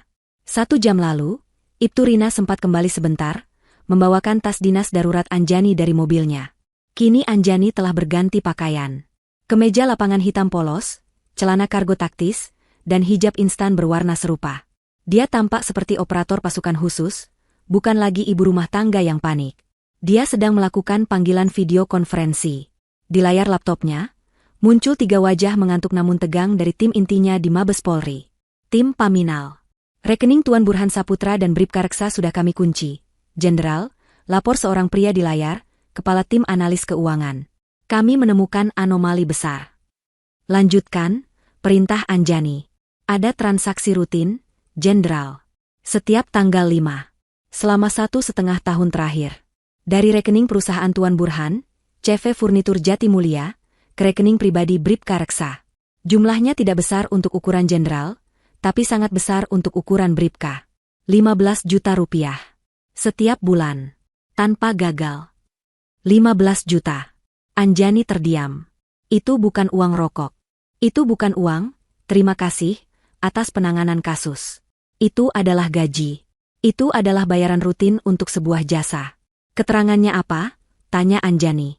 Selalu sama, Jenderal. Jasa konsultasi keamanan. Anjani mendengus. Konsultasi keamanan. Dari seorang Bribka. Cerdas. Nalurinya terbukti benar. Ini bukan kelalaian. Ini adalah persekongkolan yang sudah mengakar. Saya mau tahu, kata Anjani, bisnis apa sebenarnya? Furnitur Jatimulya. Itu? Saya ingin tahu jam 12 siang nanti, Tuan Burhan Saputra adalah penipu, penggelap, bandar judi, penyelundup, atau semuanya. Lacak alur bisnisnya. Periksa izin ekspor-impornya. Periksa manifest pengirimannya. Saya mau tahu kejahatan apa yang dia bayar 15 juta sebulan untuk dilindungi. Siap, Jenderal. Tim siber sedang melacak jejak digitalnya. Lapor wajah kedua di layar. Dan untuk Bribka Reksa, lanjut Anjani. Lacak aliran keluar dari rekeningnya. 15 juta itu tidak mungkin dia nikmati sendiri. Dia hanya petugas piket. Dia pasti menyetor ke atas. Saya mau tahu siapa saja yang ikut menikmati uang haram Tuan Burhan. Saya mau rantai komandonya. Siap, laksanakan, Jenderal. Panggilan ditutup. Anjani mematikan layar. Dia memijat pangkal hidungnya. Dia telah gagal melihat kebusukan di dalam rumahnya sendiri. Dan kini, dia menemukan kebusukan yang sama di dalam institusinya, dipelihara oleh suaminya sendiri. Rasa pengkhianatan itu berlapis-lapis. Pintu diketuk pelan. AKP Dian, Kasih Propam Polres, masuk. Izin, Jenderal. Ya, Dian. Ada apa? Interogasi awal Bribka Reksa, Jenderal. Dia hancur. Dia menangis terus. Dia tahu dia akan di PTDH. Dia baru sadar dia melawan Jenderal Paminal. Dia belum bicara soal uang. Belum, Jenderal. Masih syok. Dia hanya mengulang-ulang, saya tidak tahu. Saya hanya disuruh Tuan Burhan. Dia bilang anaknya nakal. Bawa dia ke sini, perintah Anjani. Siap, Jenderal. AKP Dian kaget. Bawa dia ke sini. Sekarang. Saya akan interogasi dia sendiri. 5 menit kemudian, Bribka Reksa diseret masuk. Dia sudah tidak gagah lagi. Tanpa seragam, dia tampak kecil dan menyedihkan. Matanya merah dan bengkak. Begitu melihat Anjani duduk di kursi Kapolsek, kakinya lemas. Dia nyaris jatuh jika tidak dipegang oleh 2 petugas propam. Dudukan dia, kata Anjani. Reksa didudukan di kursi di depan meja. Bribka Reksa, Anjani memulai, suaranya tenang. Lihat saya. Reksa perlahan mengangkat wajahnya yang basah air mata. Saya tidak punya banyak waktu. Saya tidak tertarik dengan tangisan Anda. Saya tidak peduli dengan penyesalan Anda. Anda dipecat. Itu sudah pasti. Karir Anda selesai, kata Anjani lugas. Reksa terisak. Tapi, lanjut Anjani, nasib Anda selanjutnya bergantung pada 5 menit ke depan. Apakah Anda akan menghabiskan sisa hidup Anda di penjara sipil sebagai pemeras dan penerima suap? Atau Anda membantu saya dan mendapat keringanan sebagai justice kolaborator? Reksa membeku. Pemeras? Penjara sipil? Ini bukan lagi soal etik. Anjani mendorong keyboard laptopnya ke samping. Dia menatap Reksa. 15 juta rupiah. Setiap tanggal 5. Selama 1,5 tahun. Dari CV Furnitur Jatimulya. Jasa konsultasi keamanan. Mau Anda jelaskan? Jika tadi Bribka Reksa pucat, kini wajahnya berubah menjadi seputih kertas. Dia berhenti menangis. Dia berhenti bernapas. Dia memandang Anjani dengan ngeri. Dia ketahuan. Jenderal, saya. Kamu pikir saya tidak akan tahu? Desis Anjani. Saya Jenderal Paminal. Melacak rekening bank adalah sarapan pagi saya. Sekarang bicara, uang apa itu? Reksa pecah. Ampun, Jenderal, ampun. Saya bisa jelaskan. Itu bukan untuk saya semua, Jenderal. Bingo. Saya tahu, kata Anjani. Berapa bagianmu? Hanya 2 juta, Jenderal. Untuk uang dapur. 13 juta sisanya kemana? Reksa gemetar hebat. Ini adalah akhir dari segalanya. Disetor, Jenderal. Saya harus setor. Kepada siapa? Reksa ragu-ragu. Anjani menggebrak meja. Pelan, tapi mantap. Kepada siapa? Kanit reskrim. Jenderal, teriak Reksa. Kompol Rahman. Kapolsek, beliau juga tahu. Beliau dapat bagian paling besar. 5 juta. Kompol Rahman, yang mendengar namanya disebut dari luar ruangan, langsung berdiri dan mencoba masuk. Tidak, Jenderal, dia bohong. Dia memfitnah saya. AKP Dian dan timnya langsung menahan Rahman. Diam. Tunggu giliran Anda. Anjani tersenyum dingin. Rantainya ketemu. Jadi, Kapolsekmu juga terlibat? Aibda Heru. Heru hanya terima uang rokok. Jenderal, 500.000. Dia bagian jaga portal saja. Jaga portal? Anjani mengernyit. Bisnis Tuan Burhan, Jenderal. Itu judi online, Jenderal. Servernya di ruko furnitur itu. Lantai 3. Ruko itu dijaga portal. Heru dan saya yang pastikan patroli tidak pernah belok ke jalan itu. Kalau ada laporan dari warga, kami yang redam. Kami bilang itu hanya kantor biasa. Semuanya terungkap. Kini Anjani mengerti. Kebobrokan itu sempurna. Burhan bukan hanya pengusaha furnitur. Dia bandar judi online. Dia membayar Polsek Sukaasih, dari Kapolsek sampai petugas piket, untuk melindunginya. Dia tidak hanya memukul Alif. Dia tidak hanya memfitnah Alif. Dia membawa Alif ke kantornya. Dia membawa Alif ke tempat di mana dia adalah raja. Di mana dia adalah bos yang membayar gaji para polisi itu. Dia ingin menunjukkan pada Alif siapa yang berkuasa. Dia ingin menghancurkan mental Alif dengan menunjukkan bahwa hukum ada di genggamannya. Dan kesombongan itulah yang menghancurkannya. Dan malam ini, kata Anjani pelan, suaranya bergetar karena amarah. Saat Tuan Burhan membawa anak saya yang babak belur ke sini, dia memerintahkan Anda untuk memenjarakannya. Dia bilang ini urusan keluarga, Jenderal, Ishak Reksa. Dia bilang anaknya kurang ajar, harus dikasih pelajaran. Dia bilang, bereskan saja seperti biasa, Pak Reksa. Nanti ada bonus. Saya hanya menuruti perintah atasan dan donatur. Donatur. Anjani memejamkan mata. Muak. Ponselnya berdering lagi. Tim IT-nya. Jenderal. Terkonfirmasi. Alamat IP server judi online terbesar di kota ini. Terdaftar di alamat Ruko CV Furnitur Jati Mulia. Milik Tuan Burhan Saputra. Kami siap gerebek. Anjani berdiri. Dia menatap Bribka Reksa yang hancur. Lalu dia menatap Kompol Rahman yang lemas di pintu. AKP Dian, panggil Anjani. Siap, Jenderal. Tangkap Kapolsek Kompol Rahman. Tangkap Kanit Reskrim. Tangkap Aibda Heru.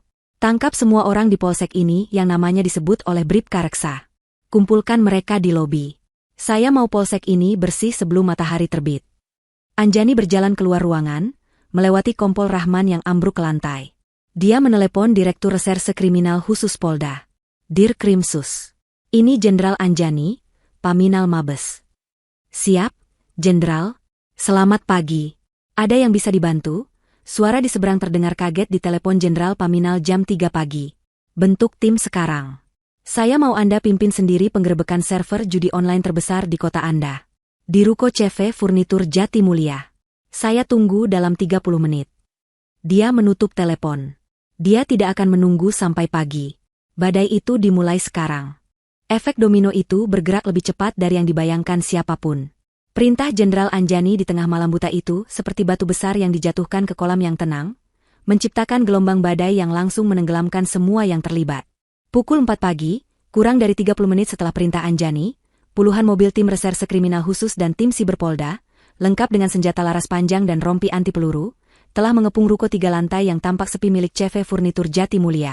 Penggerebekan itu berlangsung cepat. Pintu baja didobrak.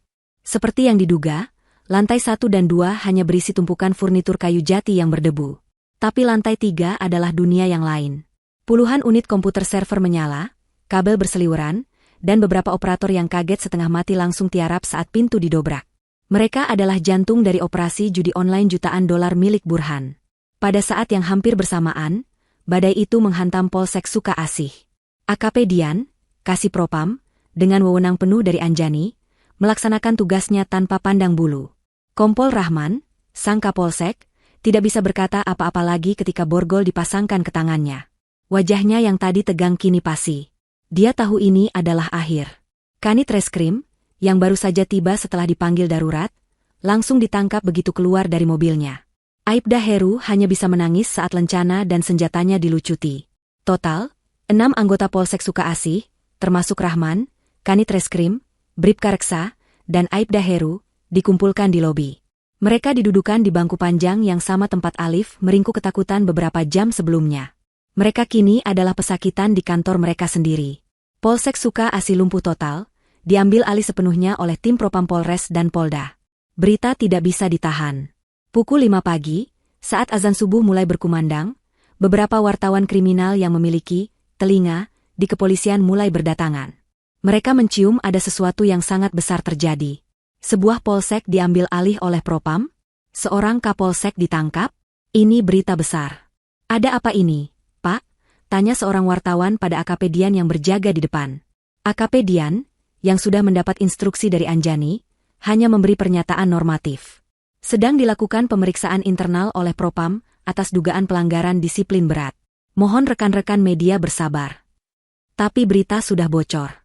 Sebuah polsek dikudeta Propam. Judul-judul di portal berita online mulai bermunculan, liar dan spekulatif. Sementara badai itu membesar, Anjani justru sedang tidak berada di polsek. Dia berada di rumah sakit Bayangkara. Pukul 4:30 pagi, Ibtu Rina meneleponnya. Visum sudah selesai. Hasilnya sangat jelas dan memberatkan. Lebam di pipi, memar di sudut bibir, bekas cengkeraman di lengan, dan 3 bilur besar yang membengkak di punggung dan bahu, polanya identik dengan gagang sapu. Alif juga mengalami trauma psikis ringan dan dehidrasi. Dia sudah diberi penenang ringan dan infus. Anjani tiba di ruang perawatan anak. Ibtu Rina berjaga di luar. Anjani masuk sendirian. Dilihatnya Alif terbaring di tempat tidur. Infus menetes pelan di tangannya. Wajahnya pucat, tapi dia tidak tidur. Matanya terbuka, menatap langit-langit. Dia sudah berganti pakaian dengan piyama rumah sakit. Alif, panggil Anjani pelan. Alif menoleh. Matanya yang tadi kosong, kini sedikit bersinar. Ibu. Anjani menarik kursi, duduk di samping tempat tidur. Dia meraih tangan putranya yang tidak diinfus. Tangan itu dingin. Bagaimana perasaanmu? Tanya Anjani. Sudah tidak terlalu sakit, jawab Alif pelan. Dokternya baik. Ibu Rina juga. Hening sejenak. Ibu. Alif memulai lagi. Tadi, di kantor polisi, Ibu beneran? Jenderal? Anjani tersenyum tipis. Senyum pertama setelah berjam-jam. Iya, Nak. Ibu Jenderal Polisi Anjani. Maaf ibu tidak pernah bilang. Alif menatap ibunya lama. Menatap wanita berhijab hitam, dengan kemeja hitam yang tampak tegas, dan mata yang lelah namun tajam. Dia mencoba mencocokkan citra ini dengan ibunya yang biasa memasak sarapan untuknya. Kenapa ayah Burhan begitu? Tanya Alif. Pertanyaan itu polos, tapi menusuk. Anjani menarik napas panjang. Dia harus jujur. Karena ayah Burhan ternyata orang jahat. Nak, dia bukan hanya jahat sama kamu. Dia juga melakukan kejahatan lain. Dan polisi-polisi di kantor tadi, mereka bukan polisi yang baik. Mereka membantu kejahatan ayah Burhan. Jadi, ibu menangkap mereka semua? Iya, ibu menangkap mereka semua, kata Anjani. Termasuk ayah Burhan? Termasuk ayah Burhan. Dia tidak akan pernah bisa menyakitimu lagi. Ibu janji. Alif terdiam lama. Lalu, air mata mengalir pelan dari sudut matanya. Tapi kali ini bukan tangis ketakutan. Itu tangis kelegaan. Ibu minta maaf, kata Anjani tulus, suaranya bergetar. Ibu minta maaf. Ibu terlalu sibuk bekerja. Ibu sibuk menangkap orang jahat di luar sana, sampai ibu tidak sadar, ibu membiarkan satu orang jahat masuk rumah kita. Ibu gagal melindungimu di rumah. Maafkan ibu, Nak. Anjani menunduk, menggenggam erat tangan Alif. Rasa bersalah itu masih menghantamnya. Tiba-tiba, Alif membalas genggaman tangan ibunya. Enggak, katanya. Suaranya pelan tapi tegas. Ibu nggak gagal. Anjani mengangkat wajahnya, menatap putranya. Ibu datang, kata Alif. Aku takut sekali. Aku pikir aku akan dipenjara. Aku pikir tidak ada yang percaya aku. Tapi ibu datang. Dia tersenyum kecil. Ibu datang kayak pahlawan super. Ibu. Jenderal Anjani. Hati Anjani menghangat. Dia mengusap air mata di pipi Alif, dan air matanya sendiri. Pukul 6 pagi. Di luar, langit mulai terang. Ponsel Anjani bergetar. Sebuah panggilan dari Kapolda. Anjani memberi isyarat pada Alif bahwa dia harus mengangkatnya. Dia berjalan ke sudut ruangan. Siap. Jenderal Anjani di sini. Suara Kapolda di seberang terdengar tegang. Jenderal. Saya baru dapat laporan penuh. Ini badai besar. Penggerbekan judi online sukses. Polsek Suka Asih sudah diamankan Propam. Tuan Burhan ditahan di Polda. Tapi Jenderal, media sudah di depan Polda. Mereka tahu ini ada hubungannya dengan Jenderal. Mereka tahu ini berawal dari kasus KDRT anak Jenderal. Anjani memejamkan mata. Dia tahu ini akan terjadi. Tuan Burhan, lanjut Kapolda. Dia sudah tidak diam lagi, Jenderal. Dia sudah memanggil pengacara. Dan dia mulai berteriak. Dia bilang dia korban abuse of power. Dia bilang Jenderal Anjani menggunakan pangkat untuk mengkriminalisasi suami sendiri karena masalah rumah tangga. Anjani sudah menduganya. Ini adalah langkah terakhir yang dimiliki Burhan. Memainkan kartu korban. Memutarbalikkan fakta. Berharap menciptakan keraguan publik. Baik, kata Anjani tenang. Siapkan ruang konferensi pers di Polda. Pukul 9 pagi ini. Jenderal? Kapolda ragu. Apa tidak terlalu cepat? Kita. Pukul 9. Siapkan semua barang bukti. Hasil visum Alif. Foto-foto lebamnya. Rekaman CCTV dari rumah saya. Dan data awal aliran dana dari Burhan ke Polsek Suka Asih, perintah Anjani. Jenderal, mempublikasikan CCTV rumah pribadi Jenderal? Publikasikan, kata Anjani tegas. Burhan ingin bermain di media? Dia ingin menuduh saya abuse of power? Baik, kita tunjukkan pada seluruh Indonesia, monster seperti apa dia sebenarnya. Kita tunjukkan kebusukan yang dia pelihara. Saya tidak akan bersembunyi. Saya akan hadapi ini. Sebagai seorang jenderal. Dan sebagai seorang ibu. Pukul 8.55 pagi. Ruang konferensi pers di gedung utama Polda telah penuh sesak. Puluhan wartawan dari media cetak, televisi, dan portal berita online berdesakan, memasang kamera dan mikrofon. Udara terasa tegang. Ini adalah skandal terbesar yang melanda kepolisian daerah itu dalam 1 dekade. Sebuah polsek utuh, runtuh, dalam semalam. Seorang kapolsek ditangkap oleh Paminal Mabes, dan sebuah kerajaan judi online terbongkar. Dan di pusat semua itu, ada 2 nama, Jenderal Anjani, sang pembongkar, dan Burhan, suaminya sendiri, sang pelaku. Di luar ruangan, di lobi utama Polda, seorang pria berjas mahal berwarna biru tua sedang memberikan pernyataan dadakan. Dia adalah Ramdan, pengacara yang disewa oleh keluarga Burhan. Dia tampak licin, percaya diri, dan pandai berbicara. Klien kami, Tuan Burhan Saputra, adalah korban. Seru Ramdan, suaranya lantang agar terdengar oleh semua mikrofon yang teracung. Ini adalah tragedi rumah tangga yang dieksploitasi secara brutal. Klien kami dan putra tirinya, Alif, terlibat dalam pertengkaran keluarga biasa. Pertengkaran yang wajar terjadi antara ayah dan anak remaja yang sedang memberontak. Kamera-kamera berebut mengambil gambarnya. Anak itu menyerang klien kami, lanjut Ramdan, dan klien kami membela diri. Luka yang dialami anak itu adalah akibat dari usahanya menahan sang anak. Tapi apa yang terjadi? Istrinya, yang kebetulan seorang jenderal polisi, tidak terima. Dia pulang, dan dalam amarahnya, dia menggunakan pangkat dan kekuasaannya yang luar biasa untuk menangkapi semua orang. Ini abuse of power. Penyalahgunaan wewenang yang nyata. Seorang wartawan bertanya, bagaimana dengan tuduhan judi online? Ramdan tertawa sinis. Itu konyol. Itu adalah rekayasa. Sebuah tuduhan yang dibuat-buat untuk membenarkan penangkapan ilegal terhadap suami sahnya. Tuan Burhan adalah pengusaha furnitur yang terhormat. Tuduhan judi itu adalah fitnah keji, asap yang dibuat untuk menutupi api masalah rumah tangganya. Klien kami akan melawan. Kami akan menuntut Jenderal Anjani. Pernyataan itu meledak.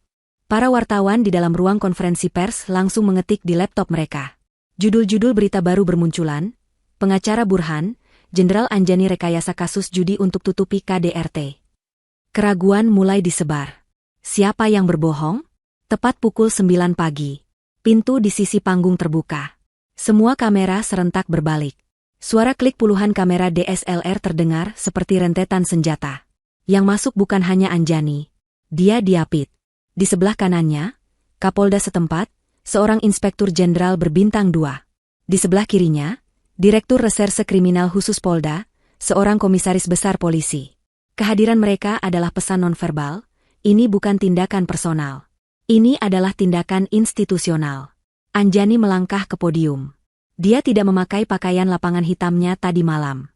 Dia mengenakan seragam PDU, pakaian dinas upacara, seragam kehormatan coklat tua yang paling resmi, lengkap dengan hijab PDH Polri berwarna coklat yang rapi. 2 bintang emas Brigadir Jenderal tersemat kokoh di kerah bajunya. Tanda-tanda jasa dan lencana kehormatan terpasang rapi di dadanya. Dia tampak tenang, berwibawa, dan dingin seperti es. Ini bukan istri yang sedang marah. Ini adalah jenderal polisi yang sedang bertugas. Dia berdiri di podium, menatap lurus ke arah lautan kamera. Keheningan total melanda ruangan. Selamat pagi, rekan-rekan media. Suaranya tenang, diperkuat oleh mikrofon.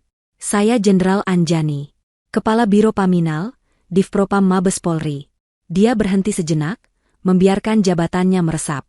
Saya tahu apa yang baru saja dikatakan di luar ruangan ini. Lanjutnya, ada tuduhan bahwa saya telah menyalahgunakan wewenang saya. Bahwa saya merekayasa kasus untuk menjebak suami saya sendiri. Saya di sini untuk meluruskan fakta. Dia menatap tajam. Saya tidak akan banyak bicara. Saya akan membiarkan bukti yang bicara. Dia mengangguk kepada Kapolda di sampingnya. Kapolda itu maju 1 langkah.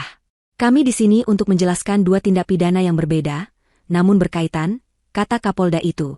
Pertama, tindak pidana kekerasan berat terhadap anak di bawah umur. Sebuah layar besar di belakang podium menyala. Judulnya, Kasus 1, Kekerasan terhadap anak, Pasal 80 UU Perlindungan Anak. Telah terjadi kekerasan fisik, lanjut Kapolda, yang dilakukan oleh tersangka, Tuan Burhan Saputra, terhadap korban, Saudara Alif, usia 14 tahun. Untuk membuktikan ini, saya akan bacakan ringkasan hasil visum et repertum dari Rumah Sakit Bayangkara yang keluar pagi ini. Kapolda itu membacakan.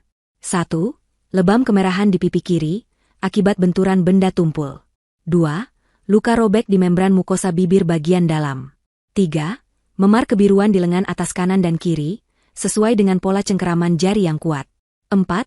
Dan yang paling berat 3 bilur memar panjang di area punggung dan bahu sebelah kanan, pola identik dengan benturan gagang benda silindris. Ruangan itu terkesiap. Para wartawan mencatat dengan cepat. Pengacara Tuan Burhan, Anjani mengambil alih lagi, mengklaim ini adalah pembelaan diri. Bahwa anak itu yang menyerang lebih dulu. Anjani menatap lurus ke kamera. Saya rasa, rekaman berikut ini bisa menjelaskan siapa yang menyerang dan siapa yang diserang. Dia mengangguk ke operator. Putar rekaman. Layar berganti. Seluruh ruangan konferensi pers itu kini menonton rekaman CCTV dari ruang keluarga Anjani. Mereka melihat Burhan membanting ponsel Alif. Mereka melihat adegan tamparan yang keras itu dengan mata kepala mereka sendiri. Plah, meski tanpa suara, gambar itu begitu jelas hingga beberapa wartawati menutup mulut mereka. Layar berganti ke kamera dapur.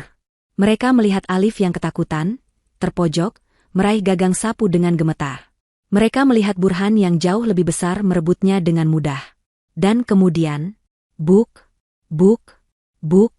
Mereka melihat Burhan menghantamkan gagang sapu itu ke tubuh remaja yang sudah meringkuk di lantai. Keheningan di ruang konferensi pers itu mematikan. Hanya suara klik kamera yang terdengar gila-gilaan. Kebohongan Ramdan, sang pengacara, hancur berkeping-keping dalam 30 detik.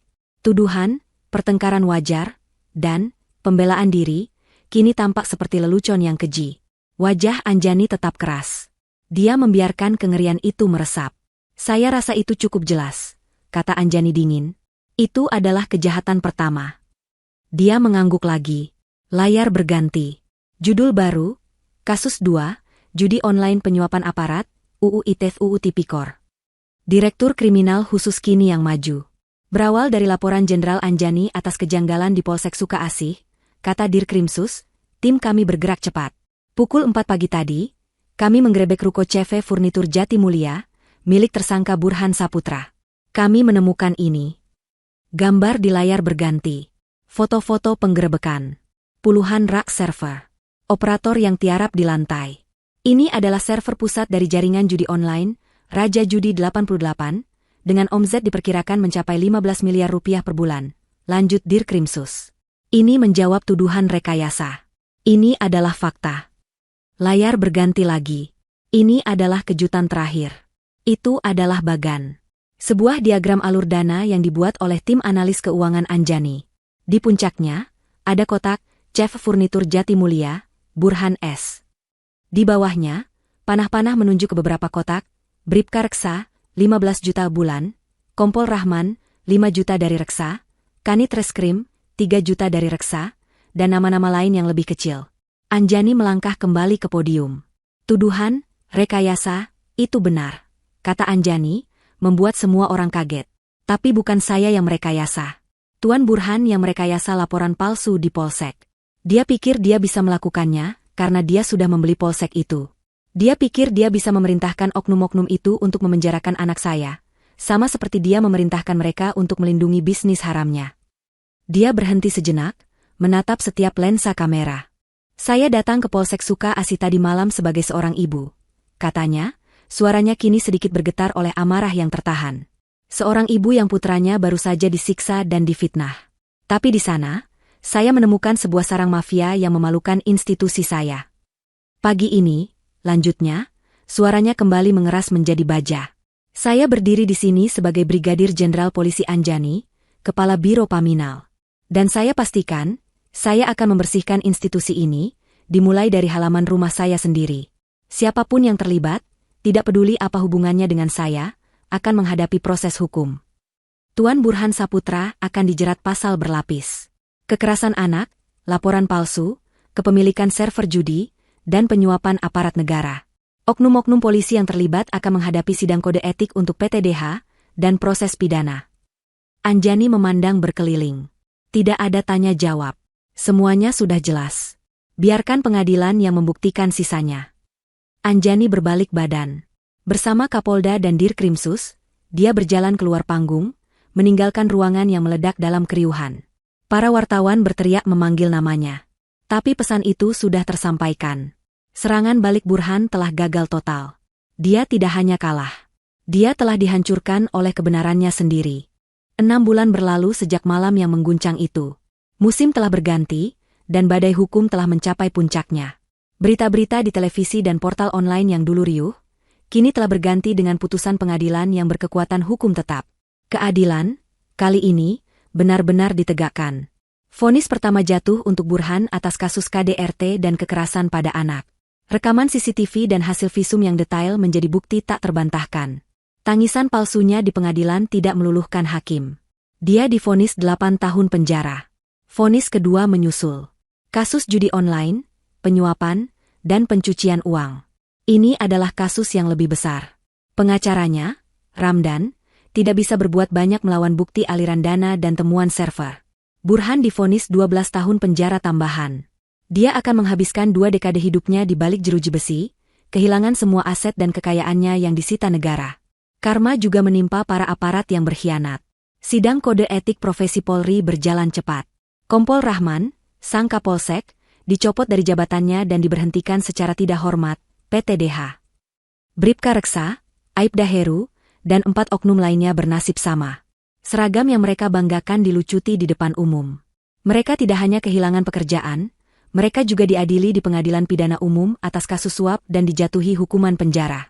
Polsek Suka Asi telah dibersihkan total dan diisi oleh wajah-wajah baru yang lebih berintegritas. Nama Jenderal Anjani melambung. Publik figuratif memberinya aplaus. Dia tidak dipuji karena menangkap suaminya. Dia dipuji karena berani membersihkan institusinya sendiri tanpa pandang bulu. Dia menjadi simbol baru ketegasan dan integritas di tubuh Polri. Dia membuktikan bahwa dia adalah polisinya polisi, dalam arti yang sesungguhnya. Sore itu, di sebuah rumah yang kini terasa jauh lebih damai dan hangat, Anjani sedang berada di dapur. Aroma tumisan bawang putih dan cabai memenuhi udara. Dia tidak lagi memakai seragam atau pakaian dinas. Dia hanya memakai blus rumahan sederhana dan hijab santai. Dia sedang memasak makan malam. Sesuatu yang kini lebih sering ia lakukan. Di meja makan, Alif sedang mengerjakan PR matematikanya. Remaja itu kini terlihat berbeda. Wajahnya lebih cerah, tubuhnya sedikit lebih berisi.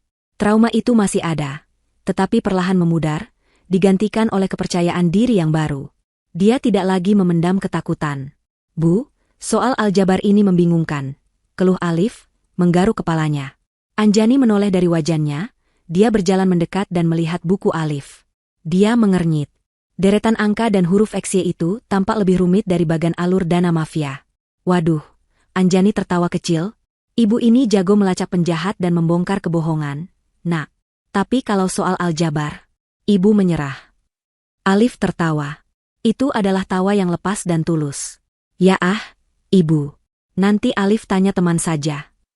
"Begitu lebih baik," kata Anjani, kembali ke masakannya. Keheningan yang nyaman mengisi rumah itu. Hanya suara spatula yang bertemu wajan. Ini adalah normalitas baru mereka. Normalitas yang dibangun di atas kejujuran, bukan rahasia. Tiba-tiba, ponsel dinas Anjani yang tergeletak di meja makan berdering. Suaranya nyaring, memecah keheningan. Anjani secara refleks sedikit menegang. Itu adalah kebiasaan lama yang sulit hilang. Deringan telepon itu selalu berarti masalah. Tapi Alif, yang duduk di depannya, hanya mendongak dari bukunya. Dia tidak terlihat takut seperti dulu. Dia tidak khawatir ibunya akan pergi lagi. Dia menatap Anjani, lalu tersenyum kecil. "Angkat saja, Bu," kata Alif santai. "Mungkin ada penjahat lain yang harus ditangkap." Anjani menatap putranya. Hatinya menghangat. Alif tidak lagi melihat pekerjaan ibunya sebagai ancaman, tapi sebagai kebanggaan. Anjani tersenyum. Dia mengelap tangannya di celemek, mengambil ponselnya. Dia melirik Alif sekali lagi, yang sudah kembali fokus ke bukunya. Dia menggeser tombol hijau. Napasnya teratur. Suaranya tenang, jelas, dan penuh wibawa. Dia tidak lagi menyembunyikan siapa dirinya. Dia utuh. Dia adalah seorang ibu, dan dia adalah seorang pelindung. "Siap. Jenderal Anjani di sini,"